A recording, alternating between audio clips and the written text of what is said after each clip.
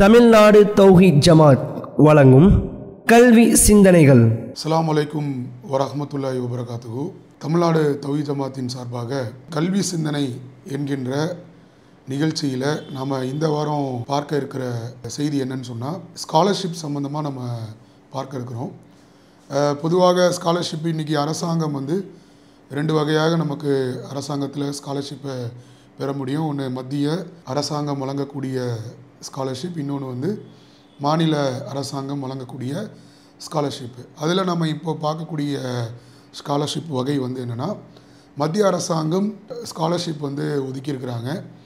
இது scholarship.government.in அப்படிங்கிற அந்த வெப்சைட் உள்ளே போனீங்கன்னா பல்வேறு வகையான ஸ்கீம்ஸ் இன்ட்ரடியூஸ் பண்ணியிருக்கிறாங்க. ஸோ அதில் ஒரு ஸ்கீம்ஸை பற்றி தான் நம்ம இப்போது தெரிஞ்சுக்க போகிறோம். இப்போது முதலாவதாக என்ன ஸ்கீம் நமக்கு இருக்குது, அவைலபிளாக இருக்குது அப்படின்னா, சென்ட்ரல் செக்டார் ஸ்கீம் ஸ்காலர்ஷிப் அப்படின்னு சொல்லுவாங்க. இந்த ஸ்காலர்ஷிப் நமக்கு இப்போது அவைலபிளாக இருக்குது. இது விண்ணப்பிக்கக்கூடிய கடைசி தேதி வரக்கூடிய அக்டோபர் 31 எண்டு டேட் முடியுது. ஸோ அதனால் நம்ம என்ன செய்யணும்னு சொன்னால், எவ்வளோ சீக்கிரமாக இதை நம்ம அப்ளை பண்ணணுமோ அவ்வளோ சீக்கிரமாக நம்ம இதை அப்ளை பண்ணணும். ஸோ இந்த சென்ட்ரல் செக்டார் ஸ்காலர்ஷிப் ஸ்கீம் அப்படின்னா யாருக்கு இதை கொடுக்குறாங்க அப்படின்னா, 12th முடித்த மாணவர்கள், 12ஆம் வகுப்பு முடித்த மாணவர்கள், அவர்கள் உயர்கல்வி படிப்பதற்கான ஒரு வாய்ப்பு இருக்கும். ஸோ அவங்களுக்கான ஸ்காலர்ஷிப் தான். ஸோ என்னென்ன வகையில் இருக்கும் அப்படின்னு பார்த்தீங்கன்னா, இன்ஜினியரிங் இருக்கும், மருத்துவம் எடுத்து படிப்பாங்க, மருத்துவத்துறை படிப்பாங்க, அதேமாதிரி ஆர்ட்ஸ் எடுத்து படிப்பாங்க, லா எடுத்து படிப்பாங்க.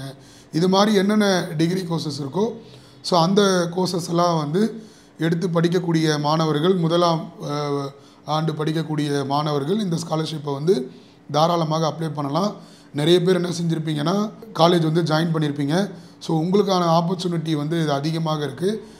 இதில் எலிஜிபிலிட்டி பார்த்திங்கன்னா 80% மார்க் எடுத்துருக்கணும். இது முதல் தகவல்.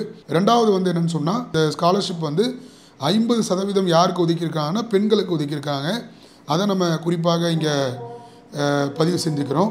ஒரு வருஷத்துக்கு ஃப்ரெஷ்ஷாக அப்ளை பண்ணுறவங்க 82,000 ரூபாய் ஒரு வருடத்திற்கு அவங்களால என்ன செய்ய முடியும், அதிகபட்ச தொகையாக இந்த ஸ்காலர்ஷிப் அப்ளை பண்ணுறது மூலமாக அவங்க அந்த தொகையை அடைய முடியும். அதே போன்று பெற்றோர்களுடைய ஆண்டு வருமானம் 4.5 lakhs ஆண்டு வருமானம் நமக்கு இருக்கணும். ஸோ அதே மாதிரி பார்த்திங்கன்னு சொன்னால், அது இதில் 10th 12th படிச்சிருக்கணும். அதாவது 10th 12th பேட்டர்ன் சொல்லுவாங்க. 10th +1 +2 இந்த பேட்டர்னில் கல்லூரிக்கு போகக்கூடிய மாணவர்கள் இந்த ஸ்காலர்ஷிப்பை நம்ம என்ன செய்யலாம், அப்ளை பண்ணலாம். சரி, இப்போ நம்ம அடுத்து என்ன பார்க்க போகிறோம் அப்படின்னா, இந்த ஸ்காலர்ஷிப் நான் எதில் அப்ளை பண்ணணும் அப்படிங்கிறத தெரிஞ்சுக்கிறோம். இப்போ என்எஸ்பி போர்ட்டல் அப்படின்னு சொல்லுவாங்க, நேஷ்னல் ஸ்காலர்ஷிப் போர்ட்டல் அப்படின்னு சொல்லுவாங்க. இப்போ நேஷ்னல் ஸ்காலர்ஷிப் போர்ட்டலில் நீங்கள் அப்ளை பண்ணுறதுக்கு முன்னாடி மாணவர்களிடத்தில் இருக்க வேண்டிய விஷயங்கள் என்னென்ன அவங்கக்கிட்ட இருக்கணும் அப்படின்னு சொன்னால், ஃபஸ்ட்டு விஷயம் உங்களுடைய ஆதாரோடு உங்களுடைய மொபைல் நம்பர் லிங்க்கில் இருக்கணும், லிங்காக இருக்கணும். இது ரொம்ப ரொம்ப மேண்டேட்ரி. ஏன்னா நீங்கள் ஆதார் நம்பர் கொடுத்த உடனே உங்களுடைய மொபைல் நம்பருக்கு அந்த ஓடிபி போகும். அதனால் ஆதார் நம்பர் ரொம்ப ரொம்ப முக்கியம். ஸோ ஆதார் நம்பரை நீங்கள் என்ன செய்யுங்க, மொபைல் நம்பரை லிங்க் பண்ணிவிடுங்க. இது முதல் தகவல். ரெண்டாவது என்னென்னா, உங்களுடைய பேங்க் அக்கௌண்ட்டோட ஆதார் லிங்க் ஆகிருக்கா அப்படிங்கிறத பார்க்கணும். ஏன்னா நிறைய மாணவர்கள் பேங்க் அக்கௌண்ட் வச்சுருக்க மாட்டாங்க. கண்டிப்பாக உங்களுக்கு பேங்க் அக்கௌண்ட் இருக்கணும். இந்த உதவித்தொகை பேங்க் அக்கௌண்ட் மூலியமாக தான் உங்களுக்கு தரப்படும். அதனால் பேங்க் அக்கௌண்ட்டை ஓப்பன் பண்ணுங்கள். அதோட ஆதார் எண்ணை இணைச்சிருங்க. பேங்க் அக்கௌண்ட் ஓப்பன் பண்ணும் பொழுது உங்களுடைய மொபைல் நம்பரும் அந்த அக்கௌண்ட் நம்பரோட இணைஞ்சிருக்கணும். அது ரொம்ப ரொம்ப முக்கியம். அதே மாதிரி சில டாக்குமெண்ட்ஸ் கேட்டிருக்கிறாங்க அப்லோட் பண்ணுறதுக்கு. அந்த டாக்குமெண்ட்டும் உங்கள் கையில் இருக்கணும். அது என்னென்ன டாக்குமெண்ட் அப்படின்னு சொன்னால், மார்க் ஷீட் இருக்கணும். 10th 12th மார்க் ஷீட்டை கம்பல்சரியாக மாணவர்கள் வைத்திருக்கணும். போனஃபைடு சர்டிஃபிகேட் இருக்கணும். போனஃபைடு சர்டிஃபிகேட் இல்லாதவங்க அதிலே அந்த லிங்க்லேயே ஒரு ஃபார்ம் இருக்கும். அந்த ஃபார்மை டவுன்லோட் பண்ணி உங்களுடைய காலேஜில் நீங்கள் ஃபில்அப் பண்ணி சைன் சீல் வாங்கினீங்கன்னா அதை அந்த போர்ட்டலில் அப்ளை பண்ணுற மாதிரி இருக்கும். நேட்டிவிட்டி ப்ரூவ் பண்ணுற மாதிரியான ஒரு ப்ரூஃப் ஐடென்டிட்டி ப்ரூஃப் இருக்கணும். அதே மாதிரி ஜாதி சான்றிதழ், கேஸ்ட் சர்டிஃபிகேட்டு கம்பல்சரி வச்சுருக்கணும். இன்கம் சர்டிஃபிகேட்டு கண்டிப்பாக இருக்கணும். சொல்லப்பட்ட இந்த தகவல்கள், இந்த டாக்குமெண்ட் நம்மக்கிட்ட இருக்கணும். ஸோ இதெல்லாம் இருந்ததுன்னு சொன்னால் நீங்கள் என்ன செய்யலாம், என்எஸ்பி என்ற அந்த போர்ட்டலுக்குள்ளே போய் அப்ளை பண்ணலாம். ஸோ இப்போ நம்ம அடுத்து அதை எப்படி அப்ளை பண்ணுறதுன்றத பார்ப்போம். இப்போ ஃபஸ்ட்டு என்னன்னு சொன்னால், இந்த என்எஸ்பி போர்ட்டல் உள்ள நீங்கள் போயிட்டீங்க. போனதுக்கு பிறகு ஓடிஆர் அப்படிங்கிற நம்பரை வந்து நீங்கள் ஜென்ரேட் பண்ணணும். ஓடிஆர்னா என்னென்னா ஒன் டைம் ரிஜிஸ்ட்ரேஷன் நம்பர். இதை நீங்கள் ஒரு முறை ஜென்ரேட் பண்ணிட்டாலே அடுத்தடுத்த வருடங்கள் நீங்கள் என்ன செய்யலாம், இந்த நம்பரை வச்சு நீங்கள் ரினியூவல் வந்து பண்ணிக்கலாம். ஸோ ஃப்ரெஷராக இருக்கிறவங்க கம்பல்சரி ஓடிஆர் வந்து அப்ளை பண்ணியிருக்கணும், ஓடிஆர் நம்பரை வந்து வைத்திருக்கணும். ஃப்ரெஷராக இல்லாதவங்க ரினியூவல் பண்ணுறவங்க ஆல்ரெடி நீங்கள் ஜென்ரேட் பண்ண அந்த ஓடிஆர் நம்பரை வச்சு நீங்கள் என்ன செய்யலாம், அப்ளை பண்ணிடலாம். ஸோ இப்போ நம்ம ஃப்ரெஷர் வந்து எப்படி அப்ளை பண்ணுறதுன்றதை பற்றி நம்ம பார்க்க இருக்கிறோம். இப்போ ஓடிஆர் நம்பர் பெறுவதற்கு வந்து என்எஸ்பி அப்படிங்கிற ஒரு ஆப் வந்து இருக்குது. அந்த ஆப்பை வந்து உங்களுடைய ஆண்ட்ராய்டு மொபைலில் வந்து நீங்கள் டவுன்லோட் பண்ணணும். ஸோ அந்த என்எஸ்பியோடைய வெப்சைட் உள்ளே போனீங்கன்னா அவங்களே அந்த ஆப்புடைய லிங்க்கு கொடுத்துருப்பாங்க. அந்த லிங்க்கை யூஸ் பண்ணி நீங்கள் என்ன செய்யுங்க, அந்த ஆப்பை வந்து டவுன்லோட் பண்ணுங்கள். டவுன்லோட் பண்ணி முடித்த உடனே உங்களுக்கு வந்து ஃபஸ்ட்டு ஸ்டெப்பு வந்து கைட்லைன்ஸ்னு வரும். ஸோ அந்த கைட்லைன்ஸை வந்து நீங்கள் கிளிக் பண்ணி அதில் கொடுத்துருக்கக்கூடிய தகவல்களை நீங்கள் என்ன செய்யணும், படிச்சுட்டு கீழே வந்து அக்செப்ட்னு சொல்லி கொடுத்தீங்கன்னா ஆட்டோமேட்டிக்காக செகண்ட் ஸ்டெப்பு போகும். செகண்ட் ஸ்டெப்பில் வந்து உங்களுடைய ஆதாரில் லிங்க் பண்ணியிருக்கக்கூடிய மொபைல் நம்பரை வந்து நீங்கள் கொடுக்குற மாதிரி இருக்கும். அது கொடுத்த உடனே உங்களுக்கு கேப்சா கேட்கும். கேப்சாவையும் நீங்கள் வந்து கரெக்டாக கொடுத்த உடனே உங்களுடைய மொபைல் நம்பருக்கு ஒரு ஓடிபி வரும். ஸோ அதை கொடுத்துட்டு நீங்கள் என்ன செய்யணும், அடுத்தபடியாக ஆதார் நம்பரு வந்து நீங்கள் கொடுக்குற மாதிரி இருக்கும். பேங்க்கோட லிங்க் ஆகிருக்கிற அந்த ஆதார் நம்பரை நீங்கள் கொடுக்கணும். அதுலேயும் வந்து கேப்சா வரும். ஸோ தேர்ட் ஸ்டெப் வந்து இது வரும். ஆதார் நம்பர் கொடுக்கணும். ஆதார் நம்பர் கொடுத்த உடனே கேப்சா வரும். கேப்சாவை கொடுத்த உடனே ஆட்டோமேட்டிக்காக ஃபோர்த்து ஸ்டெப்புக்கு அது மூவ் ஆகும். ஃபோர்த்து ஸ்டெப்பில் வந்து உங்களுடைய தந்தை தாய் 2 பேருடைய நேமை வந்து அங்கே கொடுக்குற மாதிரி இருக்கும். ஃபாதர் நேமும் மதருடைய நேமும் வந்து கொடுக்குற மாதிரி இருக்கும். அதுலேயே வந்து மெயில் ஐடி கொடுக்கும். மெயில் ஐடி வந்து உங்களுடைய ஆப்ஷனல் தான். மெயில் ஐடி இருந்தால் மெயில் ஐடி கண்டிப்பாக கொடுங்க. ஸோ ஃபோர்த்து ஸ்டெப்பில் கேப்சா வரும். கேப்சாவை நீங்கள் கொடுத்த உடனே ஒரு ரெஃபரன்ஸ் நம்பர் வந்து ஜென்ரேட் ஆகும். ஸோ அந்த ரெஃபரன்ஸ் நம்பரை நோட் பண்ணிக்கிங்க. அதுக்கப்புறம் சேவ் கொடுத்ததுக்கப்புறமா ரெஃபரன்ஸ் நம்பர் வந்து ஜென்ரேட் ஆகும். அந்த ரெஃபரன்ஸ் நம்பரை நோட் பண்ணி வச்சுக்கிட்டு ஆதார் ஃபேஸ் வெரிஃபிகேஷன் சொல்லுவாங்க.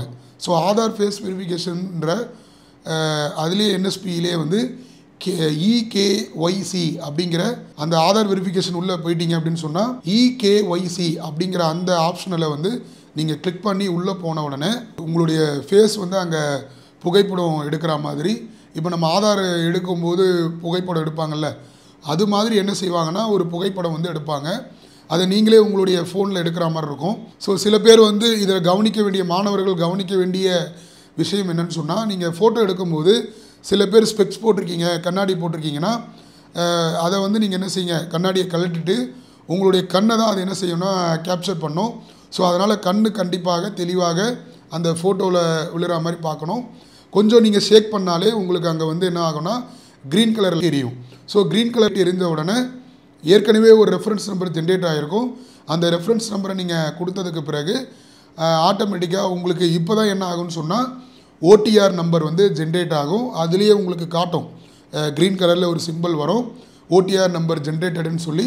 ஸோ இந்த ஓடிஆர் நம்பரை வந்து நீங்கள் என்ன பண்ணுவீங்க, என்எஸ்பி அந்த வெப்சைட்டில் போய் நீங்கள் அப்ளை பண்ணணும். ஸோ இப்போ ஓடிஆர் நம்பர் ஜென்ரேட் ஆன உடனே உங்களுடைய ரிஜிஸ்டர் நம்பர் இருக்குல்ல, அந்த ரிஜிஸ்டர் நம்பருக்கு ஓடிஆர் நம்பரும் ப்ளஸ் பாஸ்வேர்டும் வந்துடும். ஸோ அந்த பாஸ்வேர்டை நீங்கள் என்ன பண்ணணும்னு சொன்னால் சேஞ்ச் பாஸ்வேர்டு வரும். கம்பல்சரி நீங்கள் பாஸ்வேர்டை வந்து சேஞ்ச் பண்ணணும். சேஞ்ச் பண்ணதுக்கு பிறகு தான் நீங்கள் என்ன செய்ய முடியும், என்எஸ்பி போர்ட்டலில் வந்து அப்ளை பண்ண முடியும். ஸோ ஃபஸ்ட்டு ஸ்டெப்பு வந்து என்னென்னா என்எஸ்பி ஆப்பை வந்து டவுன்லோட் பண்ணுவீங்க. அந்த டவுன்லோட் பண்ணி அது உள்ளே போயிட்டு ஓடிஆர் ரெஃபரன்ஸ் நம்பர் ஜென்ரேட் பண்ணுறதுக்கான ஒரு 4 ஸ்டெப் இருக்கும். அந்த 4 ஸ்டெப்பு முடித்த உடனே ரெஃபரன்ஸ் நம்பரு ஜென்ரேட் ஆகும்.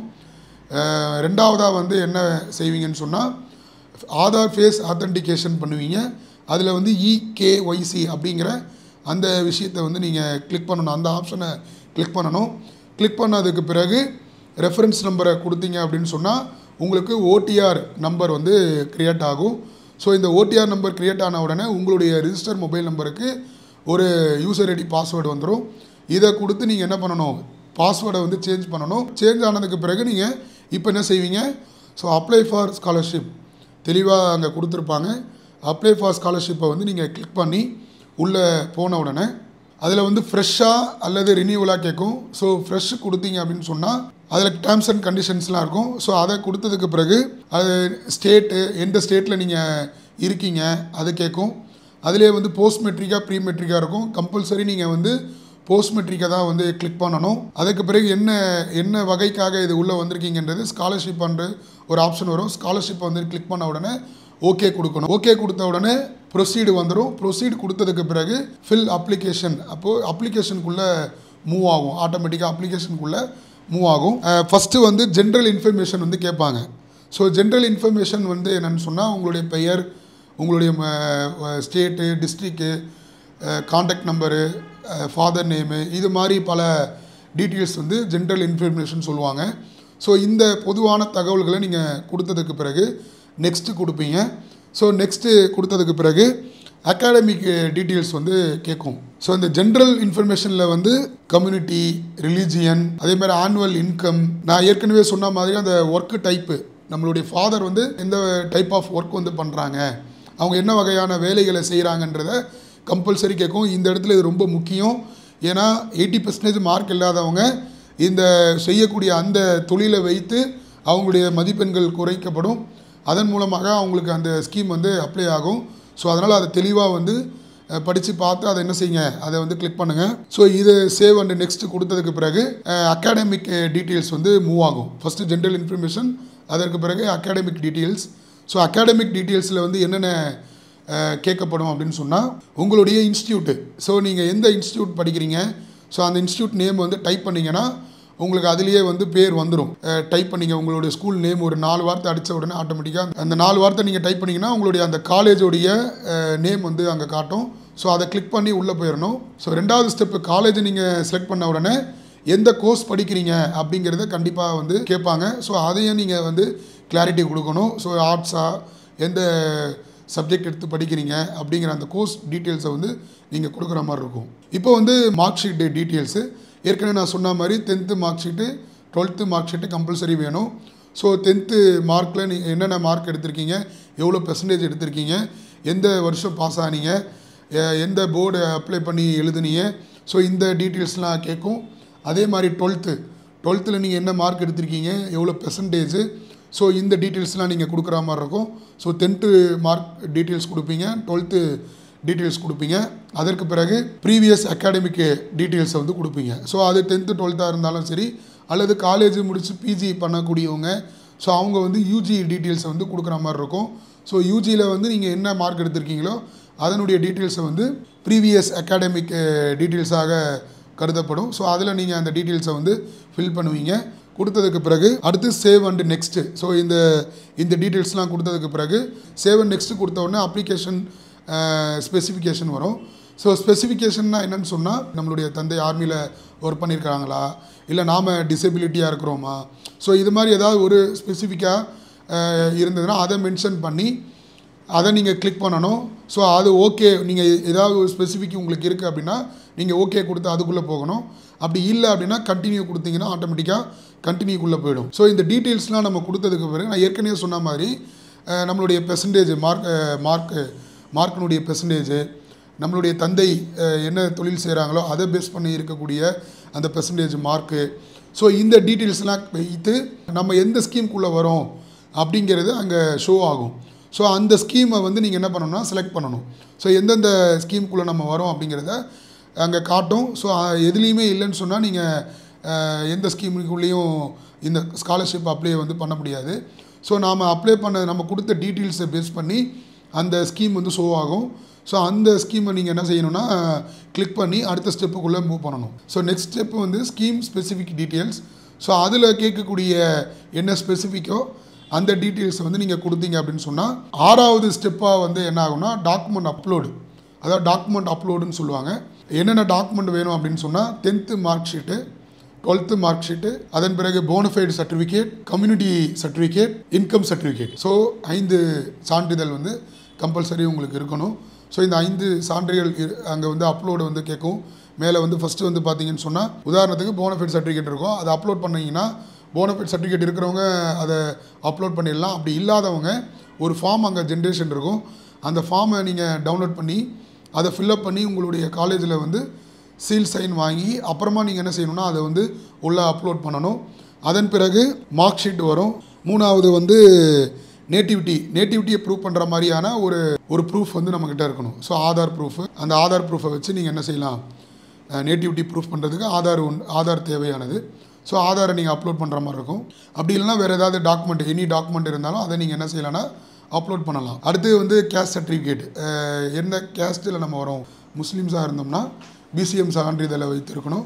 ஸோ அதை வந்து நீங்கள் அப்லோட் பண்ணுற மாதிரி இருக்கும். அடுத்து இன்கம் சர்டிஃபிகேட்டை வந்து நீங்கள் அப்லோட் பண்ணுற மாதிரி இருக்கும். ஸோ இதை அப்லோட் பண்ணி முடித்த உடனே ஃபைனலாக வந்து உங்களுக்கு அந்த அப்ளிகேஷனுடைய ஸ்டேட்டஸ்குள்ளே நீங்கள் போயிடுவீங்க.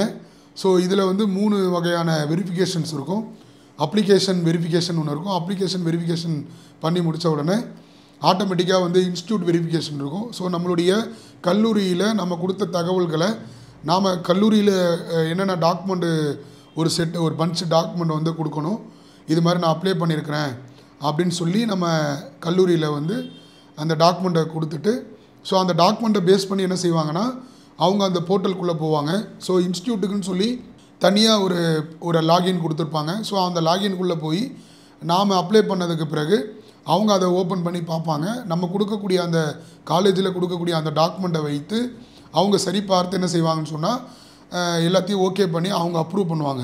ஸோ அவங்க அப்ரூவ் பண்ண உடனே இந்த ஸ்காலர்ஷிப் வந்து நெக்ஸ்ட் லெவலுக்கு மூவ் ஆகும். ஸ்டூடெண்ட் வெரிஃபிகேஷன் பண்ணி ஃபைனலாக என்ன பண்ணுவாங்கன்னா, நான் சொன்னல அதிகபட்ச தொகை 82,000 ரூபாய் ஒரு வருடத்திற்கு.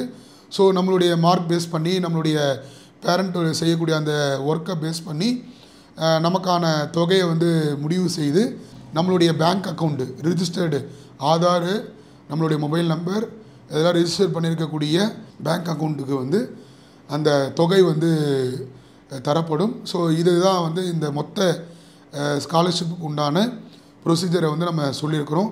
இதை வந்து நீங்கள் என்ன செய்யுங்க, சரியான முறையில் வந்து ஃபில் பண்ணுங்கள்.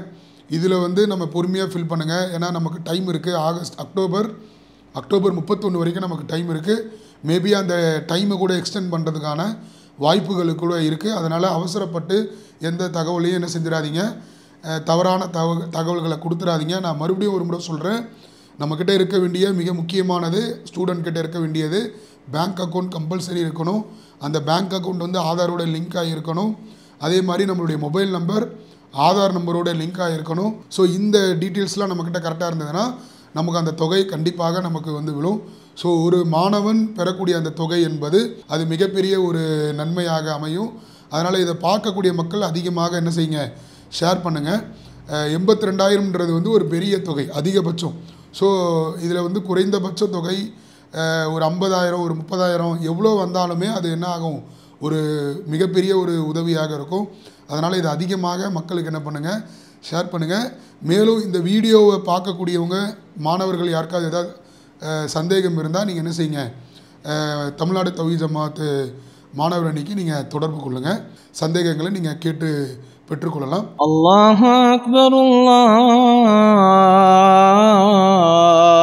அக்பர்.